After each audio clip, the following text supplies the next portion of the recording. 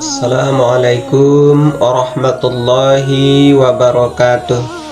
Alhamdulillahirabbil alamin wassalatu wassalamu ala asrafil anbiya'i wal mursalin wa ala alihi wa sahbihi ajma'in. Ashhadu an la ilaha illallah wahdahu la syarikalah wa ashhadu anna Muhammadan abduhu wa rasuluh la nabiyya ba'da amma ba'du. Ananda siswa SMP dimanapun berada, Ustadz doakan semoga Ananda selalu berada dalam keadaan sehat walafiat, tak kurang suatu apapun, bersama orang-orang yang Ananda sayangi dan orang-orang yang Ananda cintai. Mari kita kembali bersyukur kepada Allah Subhanahu wa Ta'ala atas nikmat yang masih Allah titipkan sampai saat ini, sehingga kita bisa berjumpa dalam pembelajaran virtual ini. Selawat serta salam kita sampaikan kepada junjungan kita, yakninya kepada Nabi Muhammad sallallahu alaihi wasallam, uswah dan qudwah bagi kita, contoh teladan bagi kita dalam menjalani kehidupan dunia ini, termasuk yang kita contoh dari beliau. Pelajaran yang akan kita bahas hari ini tentang rasa malu. Ananda yang dirahmati oleh Allah, pada kesempatan ini berjumpa kembali bersama Ustadz dalam pembelajaran pendidikan agama Islam dan budi pekerti. Materi kita hari ini mengasah pribadi unggul dengan malu. Jadi pribadi unggul salah satunya ditandai dengan adanya rasa malu. Rasa malu itu bisa terlihat dari cara kita memandang, dari cara kita melihat, dari cara kita mampu mengendalikan, mampu menahan pandangan, menahan dari apa yang diharamkan oleh Allah Subhanahu wa Ta'ala dan Rasulnya untuk kita memandangnya.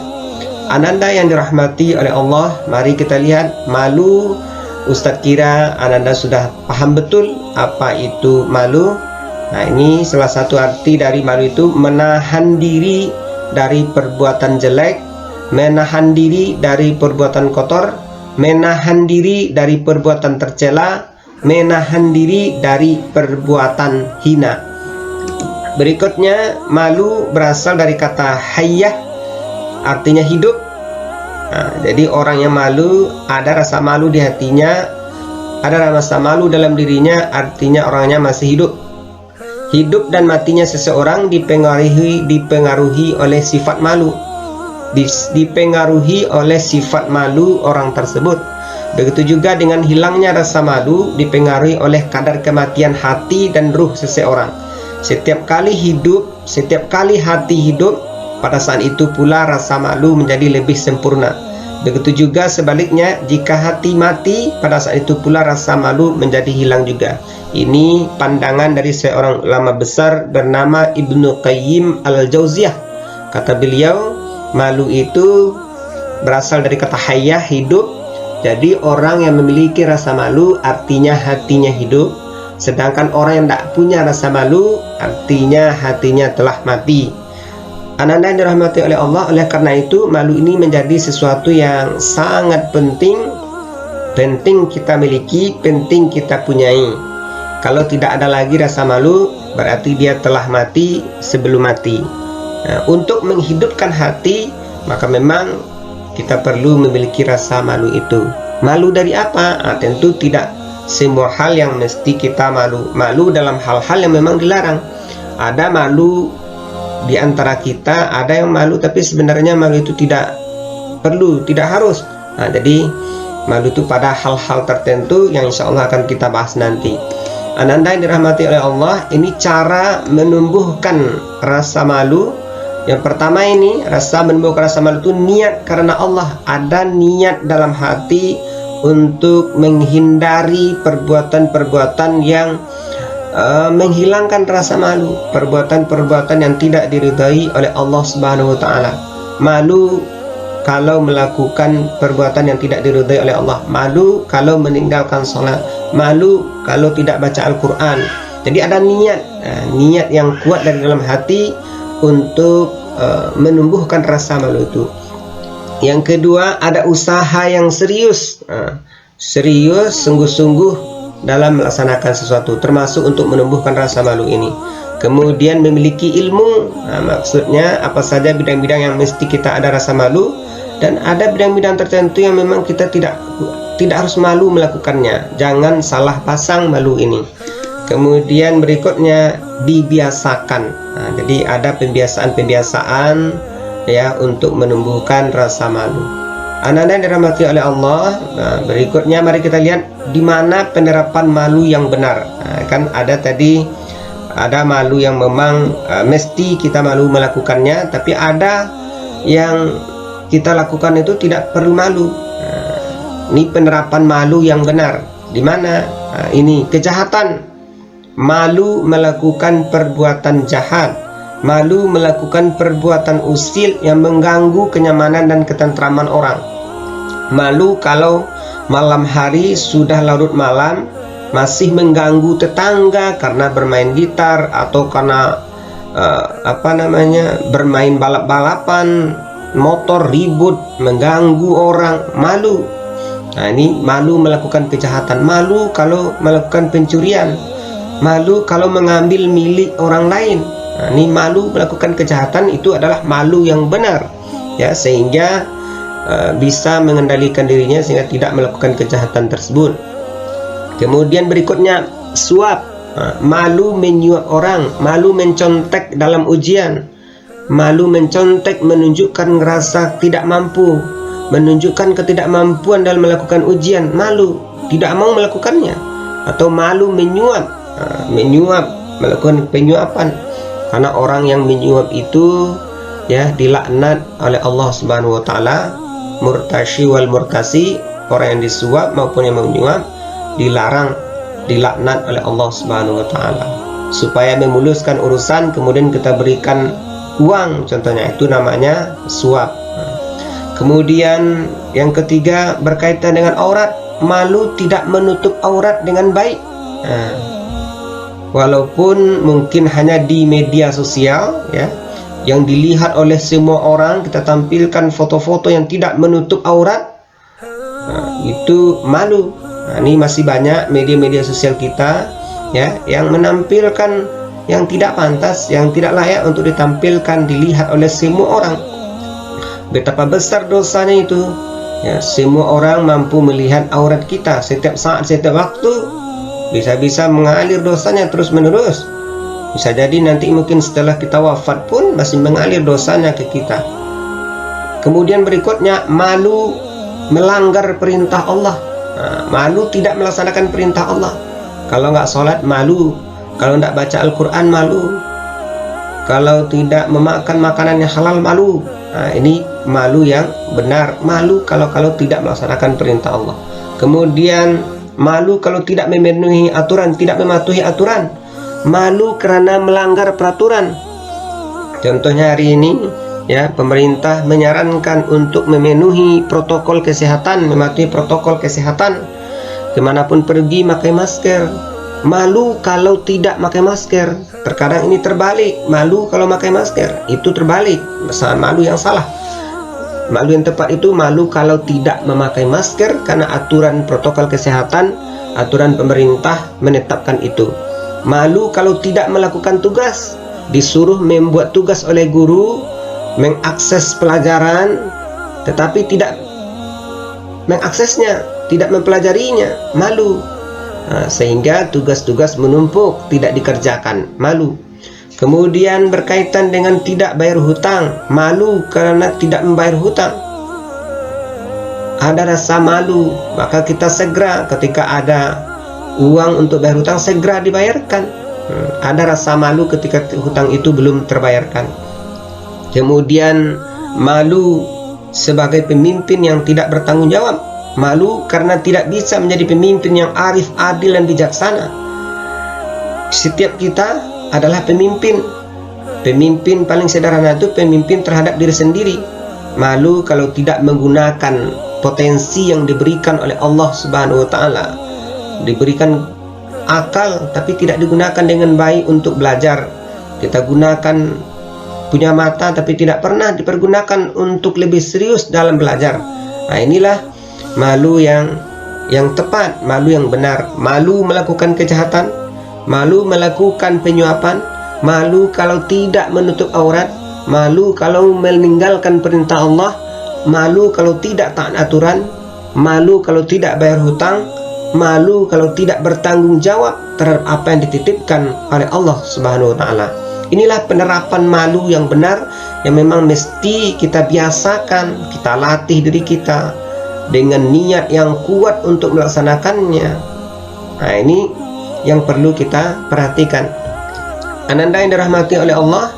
Kemudian berikutnya, ini penerapan malu yang salah.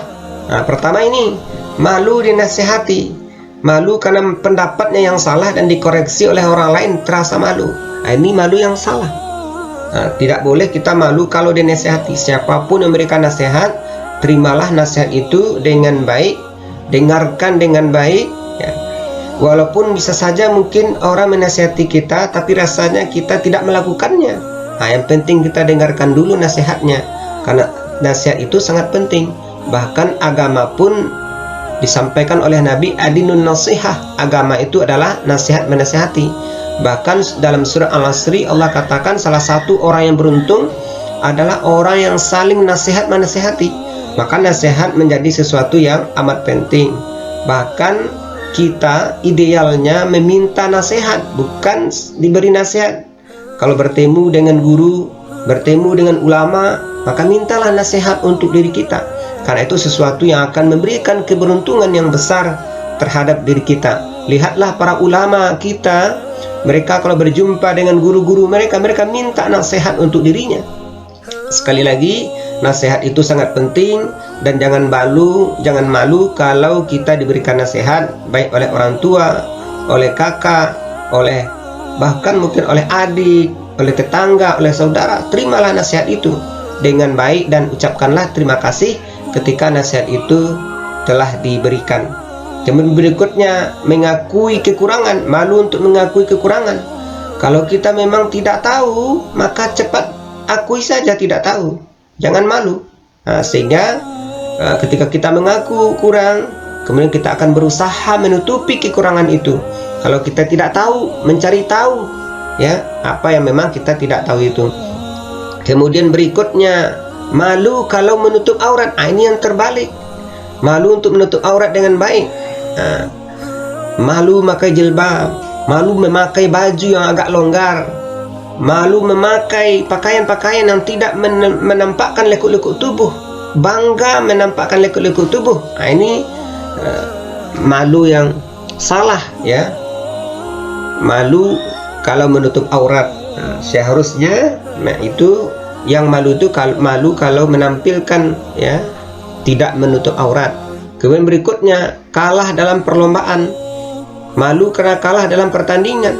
Dalam perlombaan, dalam pertandingan apapun, kalau kita sudah berusaha maksimal, serius, sungguh-sungguh, maka terima secara sportif, tidak perlu malu. Kemudian termasuk mungkin dalam perlombaan, persaingan, dalam memilih pemimpin contohnya.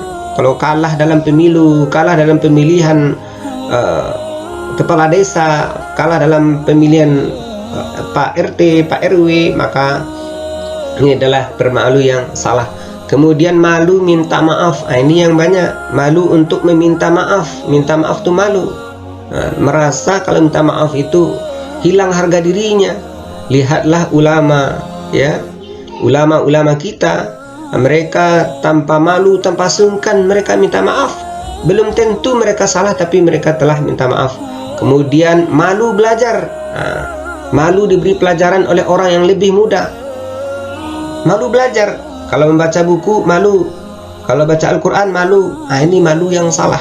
Nah, inilah malu-malu yang memang perlu kita hindari, sehingga kita mampu menempatkan rasa malu yang bagus itu di tempat yang tepat. Malu, al-haya'u minal iman. Malu merupakan bagian dari iman, sebagian dari iman. Oleh karena itu perlu dibiasakan. Tempatkanlah rasa malu di tempat yang tepat. Jangan malu melakukan perbuatan-perbuatan yang baik, perbuatan-perbuatan yang positif, perbuatan-perbuatan yang memang diridhai oleh Allah Subhanahu wa taala. Malulah melakukan perbuatan-perbuatan yang akan mendatangkan murkanya Allah Subhanahu wa taala, marahnya orang tua, marahnya tetangga, tidak senangnya teman bergaul dengan kita. Ananda dirahmati oleh Allah. Oleh karena itu, mari kita biasakan ya, ada rasa malu dalam hati kita melakukan perbuatan-perbuatan yang tidak diridhai oleh Allah Subhanahu wa taala. Ananda yang dirahmati oleh Allah, berikutnya mari kita lihat, ini hadis riwayat Ibnu Majah yang berbicara tentang malu. Ani bin Abbas anna Nabiy sallallahu alaihi wasallam qala lil ashajjil asri inna fika khaslataini yuhibbuhuma Allahul hilma wal haya, rawahu Ibnu Majah. Kata Rasulullah SAW dari Ibnu Abbas bahwa Nabi SAW bersabda kepada Al-Ashaj Al-Ashri, sesungguhnya dalam dirimu, kata Rasulullah, terdapat dua sikap yang dicintai oleh Allah, yaitu santun dan malu. Jadi santun dan malu merupakan sesuatu yang amat dicintai oleh Allah Subhanahu wa taala. Jadi kalau kita ingin dicintai oleh Allah, maka memang harus ada rasa malu dalam diri kita, malu yang tepat seperti yang kita ungkapkan tadi. Ananda dirahmati oleh Allah, berikutnya mari kita lihat hikmah perilaku malu. Apa hikmahnya? Pertama, mencegah diri kita dari melakukan perbuatan-perbuatan tercela. Tidak mau kita melakukan perbuatan-perbuatan yang buruk. Tidak mau kita melakukan perbuatan-perbuatan yang merugikan orang lain. Tidak mau kita melakukan perbuatan-perbuatan yang bisa merugikan diri kita dan juga merugikan orang lain.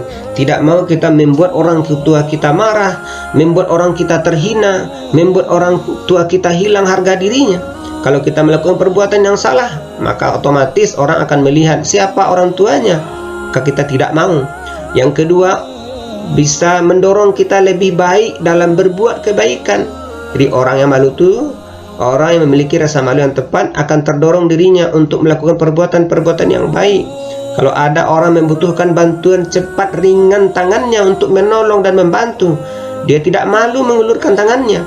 Kemudian yang paling penting dari itu, kita akan dapatkan ridha Allah Subhanahu wa taala, mengantarkan seseorang menuju jalan yang diridhai oleh Allah Subhanahu wa taala. Inilah diantaranya hikmah perilaku malu yang memang sangat banyak manfaatnya perilaku malu itu. Oleh karena itu, Ananda semuanya, mari kita biasakan untuk memiliki rasa malu. Ananda dirahmati oleh Allah, barangkali ini saja pelajaran kita pada kesempatan ini. Semoga bermanfaat, terutama bagi Ustaz menyampaikan. Kita tutup dengan hamdalah. Alhamdulillahirabbil alamin. Wabillahi taufiq wal hidayah. Wassalamualaikum warahmatullahi wabarakatuh.